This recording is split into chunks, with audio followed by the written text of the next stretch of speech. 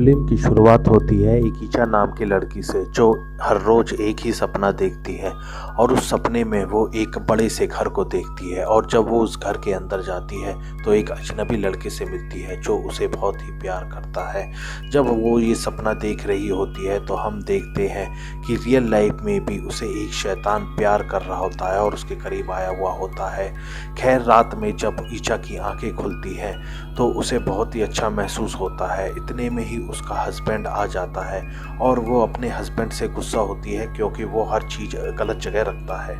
Jacket को सही जगह रखने को कहती है और उसका पति जैकेट को सही जगह टांग देता है और हम देखते हैं एक डरावना हाथ जैकेट को घेर देता है। ईचा जब आती है तो जैकेट नीचे गिरी हुई होती है।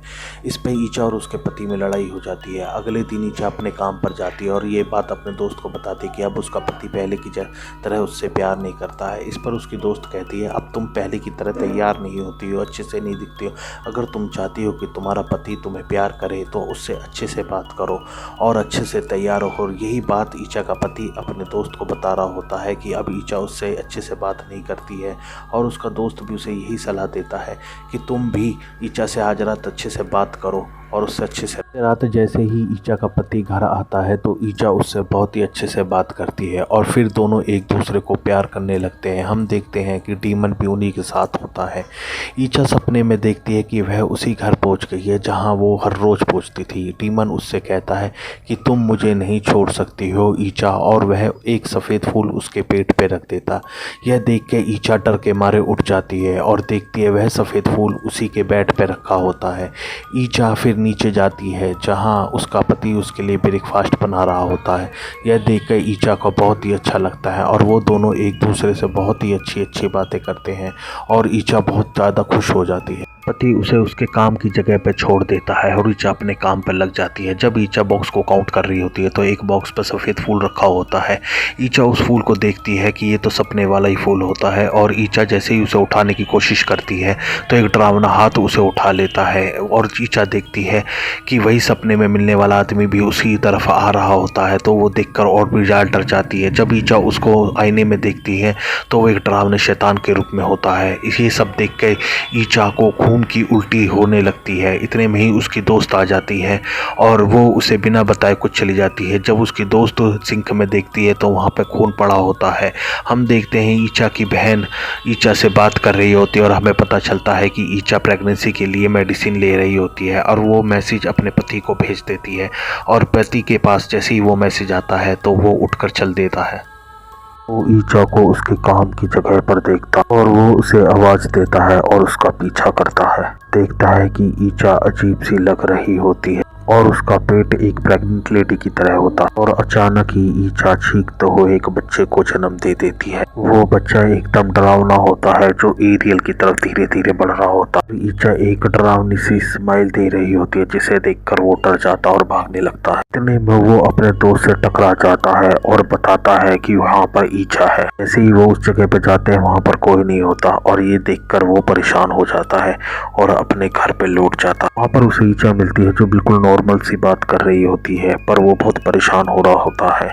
जो कुछ भी बोल रही थी वो उसका ध्यान उस पर नहीं। उससे उसकी परेशानी की वजह पूछती है तो वो बस ये कहता है कि कल तुम नर्स को बुला लेना। सोने चला जाता है जहाँ उसे वही डरावने सपने आ रहे थे। वह हो जाती है और वो नर्स आ जाती है जिसे ईचा ने बुलाया होता है। वह ईचा को बैक मसाज कर रही होती है और बैक मसाज करते करते वो एरियल को बताती है कि उसकी वाइफ 3 महीने की प्रेग्नेंट है। ये बात सुनकर एरियल तो परेशान हो जाता है परंतु ईचा बहुत खुश होती है।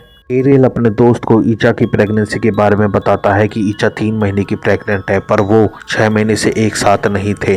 पर ये बात सुनकर एरियल का दोस्त उसे ईचा से बात करने की सलाह देता। वहीं ईचा अपने ऑफिस में अपने दोस्तों को अपनी प्रेगनेंसी के बारे में बताती है और वो बहुत ज़्यादा खुश होती है, परंतु उसकी दोस्त उससे बहुत ज़्यादा परेशान थी क्योंकि उसने ईचा को खून की उल्टी और कीड़े वाली उल्टी करते हुए देखा था और ये बात वो ईचा से कर।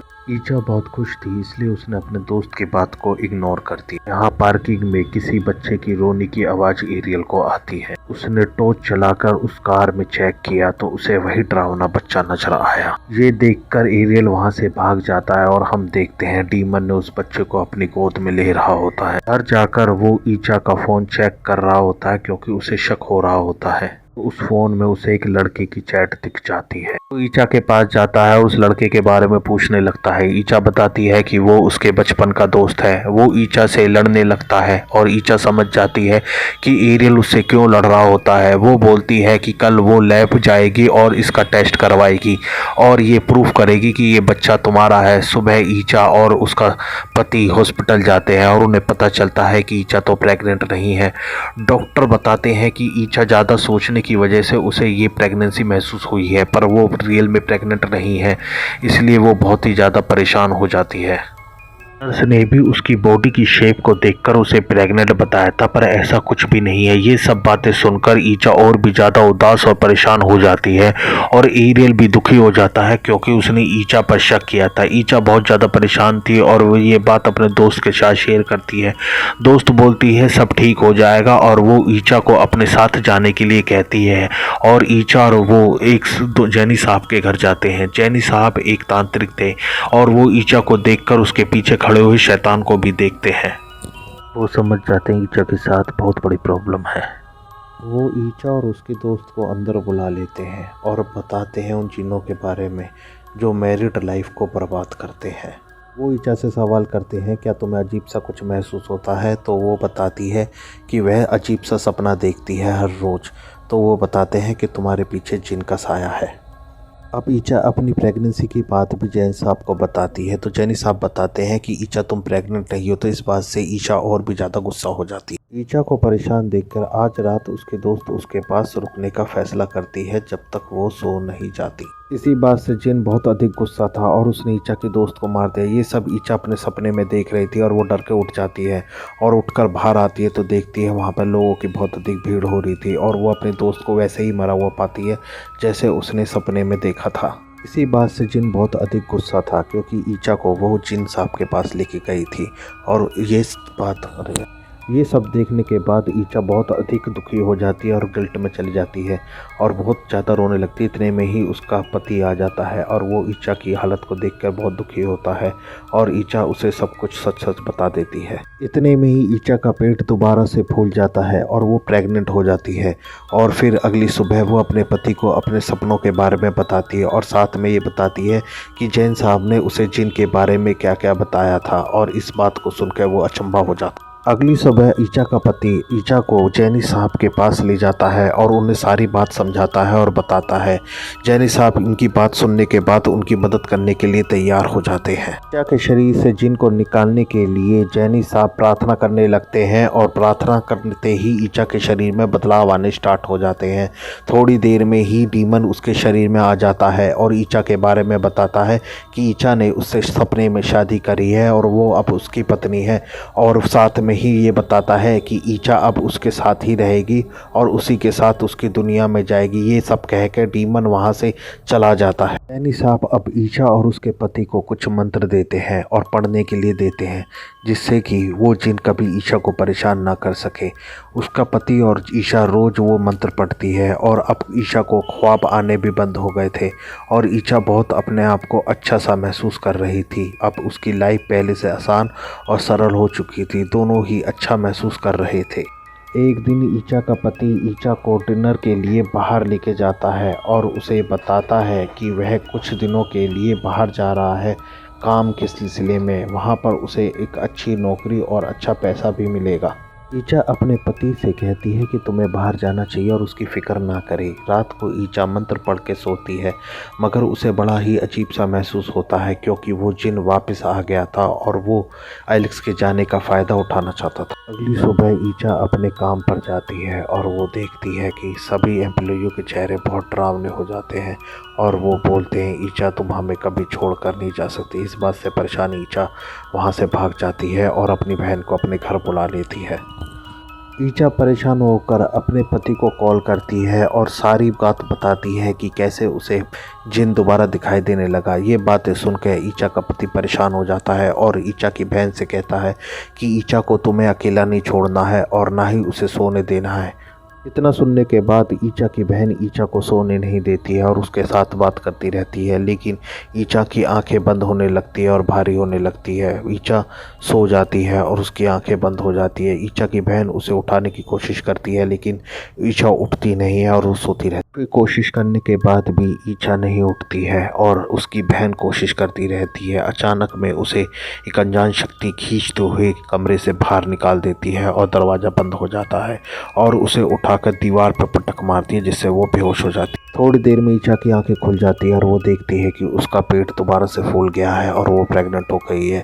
यह देखकर वो चीखने लगती है और घूंसे अपने पेट में बजाने लगती है और वो फिर कमरे से बाहर जाती है और एक सरिया लेकर अपने पेट में घुसाने की कोशिश करती है। सारी कोशिशें बेकार हो जाती है। इतने में ही ईचा का पति घर आ जाता है। वो ईचा और उसकी बहन को लेकर जैनी साहब के घर के लिए चला जाता है और जैनी साहब को सारी बातें बताता है। जैनी साहब ईचा को एक बिस्तर पर लिटा देते हैं और अपने साथियों के साथ प्रार्थना पढ़ने लगते हैं। हम देखते हैं जिनों की दुनिया जहाँ पे ईचा है और वहाँ पे जैनी साहब द्वारा पढ़ी गई प्रार्थनाएं भी सुनाई दे रही थी। ये सब देखकर ईचा बहुत ज़्यादा घबरा रही थी।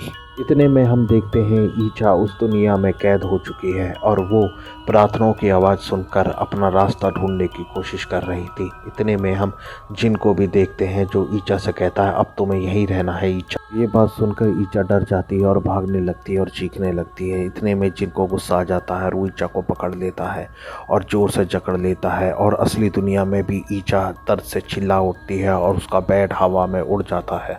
ईचा जो जोर से चीखने लगती है तो जैन साहब प्रार्थनाओं की आवाज़ को और तेज कर देते हैं, जिससे जिन को तकलीफ़ होने लगती है और वो दर्द के मारे चीखने लगता है।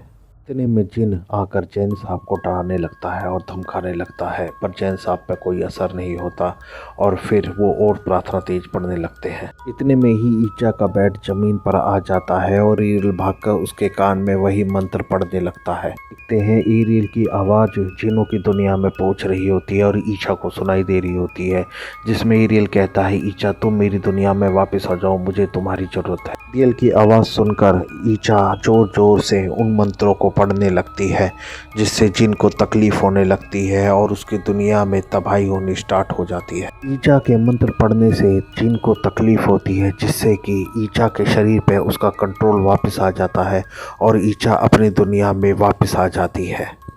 अब ईचा पूरी तरीके से उस जिन की कैद से आज़ाद थी। ये देखकर एरियल बहुत ज़्यादा खुश होता है। कहानी के एंड में हमें 6 साल के बाद की कहानी दिखाई देती है, जहां ईचा बहुत खुश थी और अब उसके 2 बच्चे भी थे। देखते हैं कि वो डीमन इंसान की शक्ल में ईचा के घर के बाहर खड़ा हुआ था और ईचा की बहन उस व्यक्ति को देखकर बहुत ही अजीब सा महसूस कर रही। आज भी वो जिन ईचा की लाइफ में आने की कोशिश कर रहा है, पर वो घर के बाहर ही रह सकता है। कहानी के अंत में हमें उस लड़की के बारे में भी बताया जाता है जिस पर ये जिन हावी हुआ था और उसका इंटरव्यू भी दिखाया जाता है। ऐसी ही रोचक कहानियाँ सुनने के लिए like, share and subscribe my channel.